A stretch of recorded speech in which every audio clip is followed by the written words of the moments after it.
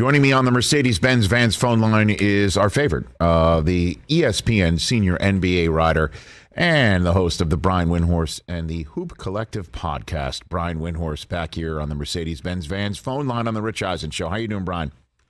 I'm good, Rich. Thank you. Let's jump right into it with Kyrie Irving. Was his decision or impending decision, reported decision to return to the Nets just his only best option, do you think, for him? You're asking a very clean question, Rich. I don't quite understand 100% all the sides on this game. I was viewing it a certain way, and then I talked to executives in the league, and they view it a completely different way. I was viewing it as this is what the Nets wanted and that this buys them time. And,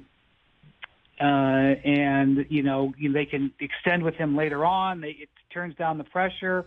It turns down the pressure with Durant.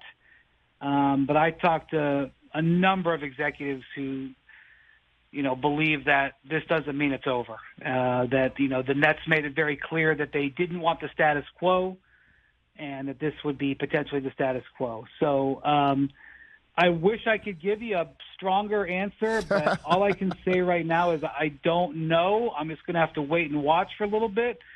Kyrie also has to fill out the paperwork. It's one thing to announce you're picking up the option, and normally when somebody says they're picking up the option, the paperwork is a formality. But until the Nets formally announce that Kyrie's opted into his contract, which would be a course of business, let's just not 100% assume anything. So let's walk through it then piece by piece. Could this be the sign part of a sign and trade, right, where he signs here? No. What? No, I mean, this is all. I apologize, Rich. It's all salary cap ease. Okay. Once you opt into a contract, there's no sign and trade. It's not possible. Okay. And the other thing is that a bunch of different rules happen with a sign and trade. The NBA, for specific reasons, has made sign and trades difficult. So when the Nets said to Kyrie, go ahead and look for a sign and trade, they did that knowing it was very unlikely he'd be able to find one. If you want me to go into chapter and verse as to why, I'd be glad to, or you can just trust me. It's up to you. I will trust you. I will trust you. Yeah. I'll take your cue. Sign and trades they happen, obviously, so I don't want to make it sound like they're impossible, but they're complicated because there's a whole set of rules that comes along with them. When you opt into a contract, then you can be traded, but it's just a standard trade.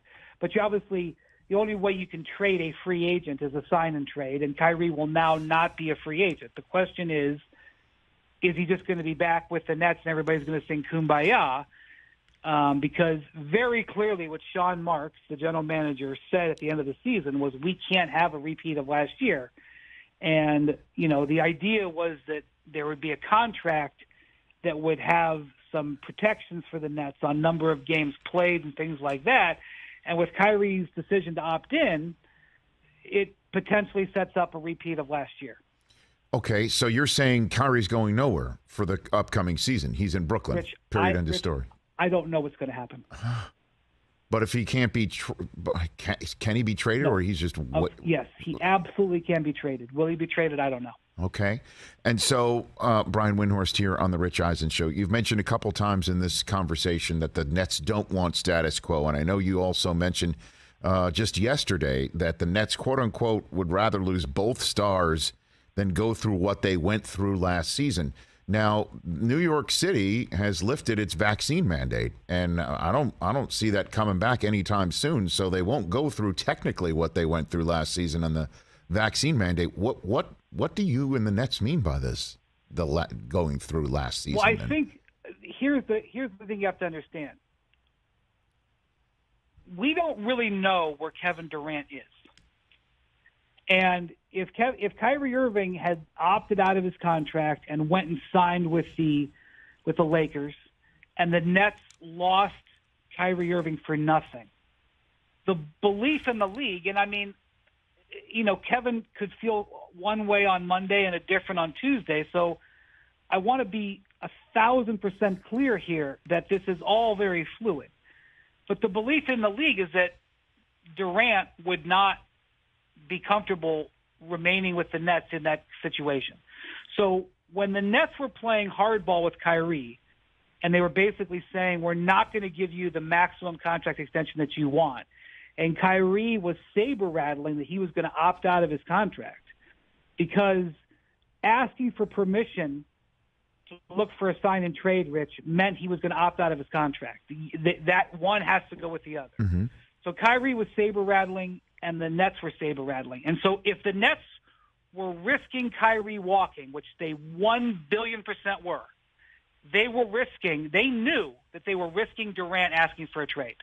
And the reason that they were playing hardball with Kyrie was because they wanted to get into an understanding or a contract that they had some protection over the way Kyrie went about the last couple of seasons. And so my point was, their strategy was, even if this costs us Durant, we are not going to bend down to fold towards Kyrie. And it wasn't just about the vaccine mandate. The entire way Kyrie has operated within the Nets for the last few years was building towards last season. So it's really more about, Kyrie has openly said, I don't need a coach. I'm the general manager. Kevin and I are the general managers. It's much more than just about the vaccine mandate there. So was the reason why there were a few takers on the sign and trade cap related or roster related, or just the league kind of knows what's at the large part of the iceberg? We're just in the basketball viewing nation outside of the insider circle, seeing just the tip. Does Right. Kyrie have a reputation that nobody wants a piece of him after what happened with the Celtics and what's going on with the Nets right now? Yeah, I Do you think the issue is if you sign and trade for a player, the contract has to be for at least 3 years. And for the same reason the Nets were worried about giving a long-term contract, any team would be worried about giving a long-term contract. And then, Rich, when you sign and trade for a player, like the Lakers, for example, the Lakers' payroll next year is, I believe right now, projected to be around $150 million. Once you sign and trade for a player, it becomes an NFL situation. You are hard capped. You absolutely cannot go above a certain number. And so if the Lakers had signed and traded for Kyrie, let's just say for the sake of argument, the Nets had an undying love for Russell Westbrook, and they would have taken Russell Westbrook in a sign and trade. They wouldn't have, but let's just say for the sake of argument, they would have. Taking Kyrie Irving in a sign and trade would have hard capped the Lakers, and they couldn't fill out the rest of their roster. So just from a mechanical standpoint, the Lakers couldn't do a sign and trade with Kyrie unless he was willing to take a significant pay cut. And even that situation, they would have had to guarantee him a lot more money. The Lakers were much more interested in giving him a 1-year, $6 million deal, as you can imagine. Yes. And we're more interested in now, if they trade for him now, so, if something happens in the next few days or next few weeks and the Lakers all of a sudden can trade for Kyrie, they wouldn't have to guarantee more years. They wouldn't have to be hard capped. So I know that this is extremely dense, but a sign and trade was just never going to happen. And so really the bedrock issue is this. We wipe away all that stuff. The bedrock issue is this, is the owner of the Brooklyn Nets, Joe Tsai, willing to have his team go through another season with Kyrie Irving behaving the way he has done for the last couple of years, or is he gonna say he wants to change? Because what Sean Marks with Joe Tsai's blessing said is that they wanted to change, and what Kyrie Irving said was see you in the fall. And to me, that's a guy who is like, okay, you don't want to extend me, you don't want to help me on a sign and trade, see you in the fall. I didn't take that quote as a quote of brotherly love, but what do I know? So let me just ask you this then, and then we'll move on just to a couple other items just on from the Nets. So Durant, they're running the risk, you said, the Nets, of having him opt out and just say, I want out. I'm asking for a trade. And this may be the most naive question I've ever asked you, Brian, in the near 8 years that you've been kind enough to keep calling into the show when I ask. What if the Nets just now? Let's hear me out. What if the Nets, if Durant says I want to trade, what if they just say no? Yeah. What if they just say no to that? They would say, Kevin, we love you, and you're under contract for 4 more years. Right. What if they just say no? What would happen? Yeah, that would be an interesting thing, wouldn't it? Yeah. We're in an era right now in the NBA where the contracts really don't matter. And I don't know what I've watched it get more and more and more out there. I mean, Ben Simmons did the same thing a year ago. He had 4 years on his contract. Now the difference was Simmons was coming off of a bad finish to the year, so his value was a bit more complicated. He also had a back injury, which we found out was pretty darn severe. But Ben Simmons essentially did the same thing. He said, I don't want to be here anymore. And they said, well, you got a contract. And he goes, okay, I'm not going to show up until you trade me. And it was messy, and it was expensive, and Ben Simmons got his way. And Adam Silver has mentioned this, that honoring of contracts has to matter. I mean, Kyrie Irving, I don't know if he's still on the board, but I'm fairly certain is the vice president of the players union. Mm-hmm. And I was interested for a minute there whether he was going to honor his contract. So they always say in the entertainment business, Rich, right? A contract is over when the talent says it's over. That's been the kind of the rule of the road in the NBA, and it's kind of the same in the NFL, isn't it, Rich? You got a contract, you're not happy with it, you just don't show up, right? Well, I mean, in the NFL, that's the way it was for a very long time. But we're seeing now, for just the first time in the near 20 years that I've been doing the NFL Network and the NFL only thing on the cable side of matters, is Davante Adams saying I want out, and they're like, okay. We're just now beginning to see that on occasion, rare occasions, but most of the occasions guys, the NFL saying it's tough. You're here.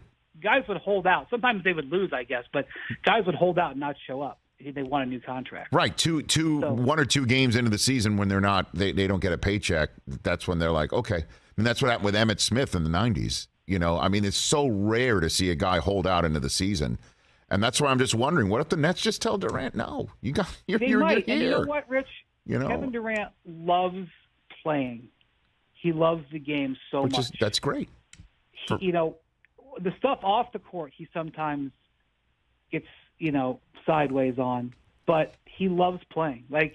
I covered him in Tokyo at the Olympics last year, and I asked him, I go, Kevin, you've got gold medals. You're coming off an Achilles. I mean, why are you here? He's like, I love playing. And so to me, like what Ben Simmons did last year, which was not play, that's the antithesis of Kevin Durant. Kevin Durant would play every day of the year if he could. He probably pretty much does. So this is a different type of guy. I don't know if that's what he could do. But I also know he's 34 years old, and he wants to be on a championship contender. He came there to be on a championship contender. So, look, at the end of the day, this could be Kyrie Irving back. And, by the way, this is something that nobody seems to really be talking about. They got a good team. Assuming that Ben Simmons is going to be healthy, I mean, I guess I can't assume anything with him, but let's just, for the sake of this conversation, say he's going to be. He's going to be a tremendous difference maker defensively. Joe Harris, who missed all of last season, is a great shooter. He'll be back. Seth Curry, who they got in the Simmons trade, is a great shooter. They're going to have a great shooting team. They got this really promising rookie, in my opinion, who was a rookie last year named Cam Thomas, who's an explosive offensive player. They got a top 5, 7, whatever player still. I still think Durant's a top 5 player. They got Kyrie, who when he plays is breathtaking. I know he doesn't play that much, but he's breathtaking when he plays. I mean, I wouldn't pick them to win the title, but they're a contender. So, maybe everything does get smoothed over and everything's fine by the fall, but I don't know. All right, Brian Windhorst, in a couple minutes I have left with you here on the Rich Eisen Show. Just some quick hitters, best we can. Westbrook opting back in. What does that mean? What are the next steps for the Lakers? No surprise, $47 million. You're going to opt into that all day. So what do you have? What's the Lakers' next moves, if any? Now that well, Rich, they've only got 6 guys under contract, and a couple of them are bench players. So I don't know what their team's going to look like. And they have to be very judicious with that $6 million thing that they now aren't going to be able to use on Kyrie. They have to hit on that. They are getting Kendrick Nunn, who missed all of last season, back. But they need AD and LeBron to be healthy. That's number one. But in all honesty, they finished, 11th last year in the Western Conference. Even if they get a lot better, they're still going to be potentially competing for a back-end playoff spot, which is why the Kyrie thing was so tantalizing, because they really don't have any other avenues to dramatically improve the talent on their roster. They're just going to have to be better with the talent they have. With LeBron and Anthony Davis, you have a chance to win any game. I just don't know what the rest of that roster is going to look like, how they're going to look over 82. They have a new coach. We'll see what Darvin Ham brings. He could potentially change their mentality a little bit, especially defensively, because they lost their defensive edge last season. But with what I see right now, I'm not bullish on their chances this year. And I'm always fascinated by Riley. What's he thinking? What's his plan that he's hatching right now in South Florida? Well, they're watching the Nets thing very, very closely, because if there's any wiggle room at all there, they're keeping an eye out. Both Miami and Phoenix, in my opinion. If Durant were somehow – I want to be 1,000,000,000% clear, Rich. I don't know what's going to happen in Brooklyn, okay? I just don't know. But if some event happens where Durant does become available, I think Miami and Phoenix are the two teams that have the draw that Durant would want to play on a championship contender, and have the pieces and parts that they could offer Brooklyn in trade. And so I'm sure that Pat Riley is sitting there waiting for that window. If it may never open, but if it does, I'm sure they're going to try to be aggressive on that. I've watched A Beautiful Mind. I've watched, Rain Man. I've watched all these movies where people, think differently, and, I'm trying to look at things from a completely different angle. So you help me with this one, Brian Windhorst. What the hell were the Knicks up to on draft night? What was their plan? I don't. What was it? Their plan was to clear salary cap space, and they did that. So now we wait. They also have now, Rich, they have 8 first-round draft picks that they can trade. And something's going to happen with that. I'm waiting to see what. Is it for Brunson and the Mavericks? Are they going to try and sneak him out? I mean, what's their plan? Who are they trying to get? Yeah, they definitely are interested in him, and they're not going to take that many draft picks to get him. If they do, I think that's a possibility they could get him, but they have to have more in their sights. Jalen Brunson is an excellent player, but he's not a star.